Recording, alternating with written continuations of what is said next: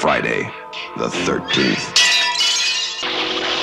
1, 2, 3. We were just messing up. 4, 5, 6, 7, 8, 9, 10, 11, 12. Friday the 13th. You may only see it once, but that will be enough.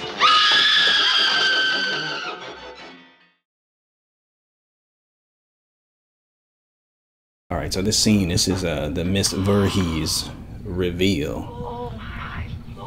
She's looking all like normal and everything. You know, I love the idea of someone not knowing about this movie. Yeah. You know, it's rare, but never seen it before and not familiar with what happens, you know. Right.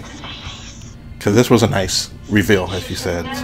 Very much. And so if you haven't seen it, sorry about that. But yeah, this is when you find out who done it, basically. Basically, yeah. That sweater, though, right? Yeah, that sweater is incredible. The weren't paying any attention. They were making love while that young boy The drowned. story is told. His name was Jason. I think that's Betsy Palmer. Was that right? Yeah, I think so. And I think she didn't think the movie would do very well. Oh, man, she was mistaken. Yeah. There she goes. Every minute. She's a great actress. Yeah, no, she's good. I think she's old school, if I'm correct. So she acted back in the day. Like veteran actress. Yeah. Mm-hmm. She plays crazy pretty good. Oh, man. You open up the encyclopedia to Crazy, Yeah. and there's a picture of her in there. Straight up. I don't know the name of this young actress, but she was good too. Yeah, I think it's Adrian something. I forget. She played. There you go. There's the flashbacks. I heard she had to quit acting because she had a stalker. Oh, you're kidding. Yeah. So you don't see her too much. She says, I am Jason. Oh, no. She says she's coming. And today is his birthday. Where's Mr. Chris? I know, right? I couldn't let them open this place again. That gives me goosebumps, that part. But you start to go, oh no. She's like, oh, is this really happening? I know. Let me grab something. I like how she says this. Child. Jason. Good acting. Good acting. I love that. Oh, man, you know something's going on. Poor Jason. Oh, there she goes. There it is. Paid any attention. Oh, she pulled it. Oh, man, she had a knife under the sweater. That makes me lose all the taste in my mouth. Oh, look, she gonna grab a fire. Oh, man. She went Babe Ruth on it. Oh. Man, Friday the 13th. I got a story about that movie. I mean, you wanted to see it. I remember way back in the day. Yeah. And I was like, F that, Jack. I am not going into the theater. And so, you know, I do remember what I saw. You went to see that movie, and I went to see Unidentified Flying Oddball. Yeah. Mm-hmm. And so I went to see that, and then your movie ran a little bit longer. Yes. And what happened? I remember. I went in to come get you, and our aunt and Barbara came in too. Yeah. She was like standing in the back. Yep. What happened? I think I went to try to find you, and it was right at the end scene when Jason pops out. All I remember is Aunt Barbara hiding behind the curtains. So this is one of like the very earliest like jump scare sort of surprise endings that I can think of. I think it's one of the better ones because De Palma did Carrie. Yes. Which you know was scary as hell. It you know, really was. And between those two, I can't think of any others where that was really catching on. You know, Yeah. and after Friday the 13th, it became a staple. Yeah. In all scary movies Yeah. to have that jump scare at the end. Right, and I think this movie really started the trend of, you know, slasher movies. Right, yeah. And they kept going, you know, and very soon after this you had A Nightmare on Elm Street.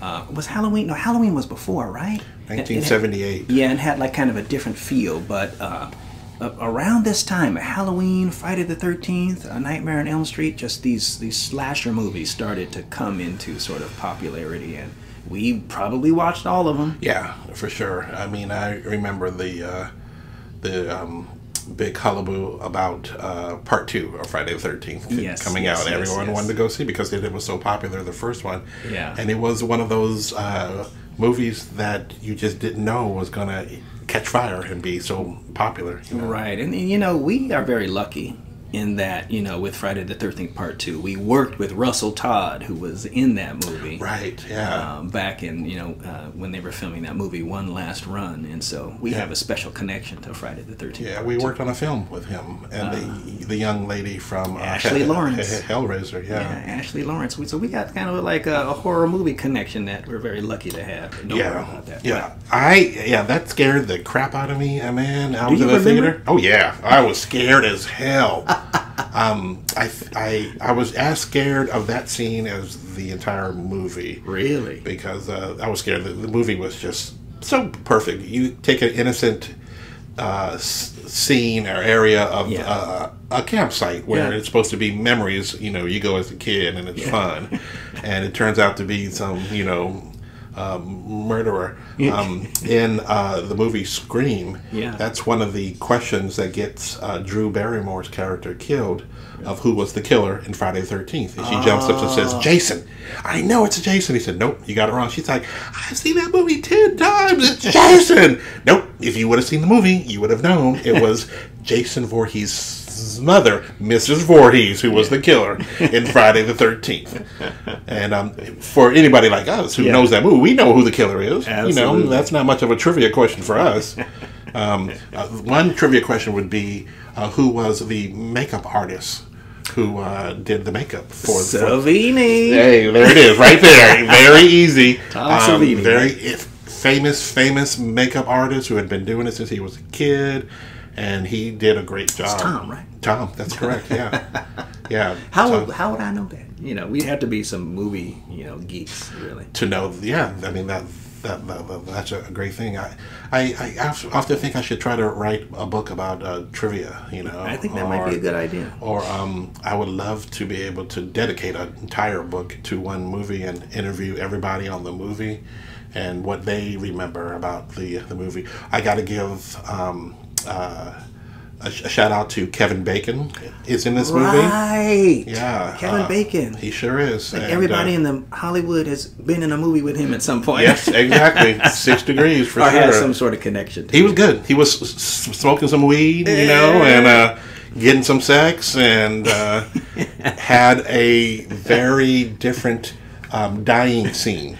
And then many people have had that type of unique dying scene that he had, which was great and scary as heck. It was frightening. Frightening as heck. Yeah, who invents it? It had to be Tom Savini. Tom Savini, yeah. Said, let's figure out a special way to kill him. Oh man, shout out to him. So that was awesome. And I don't believe any other well-known. Well, I don't think Bacon was well-known at the time. He had played in Animal House and a few other movies, I believe.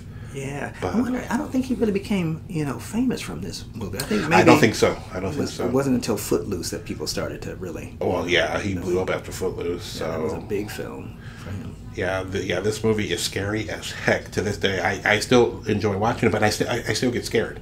I do too. Actually, when I watch it, like the beginning scene when the two counselors up in the attic. Yeah, that's some scary stuff, man. It's super scary, you know. And just the point of view that the director takes, or the director of photography, you know, coming in and then her going down the end, and there's no escaping. You know, they did a really, really good job. Yeah. So yeah, this is for sure a super duper scary movie that. Has been a big part of our lives, for sure. Absolutely. Yeah. So.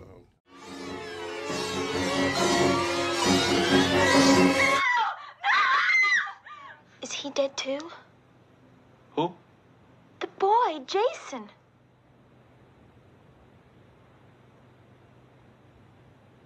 Then he's still there.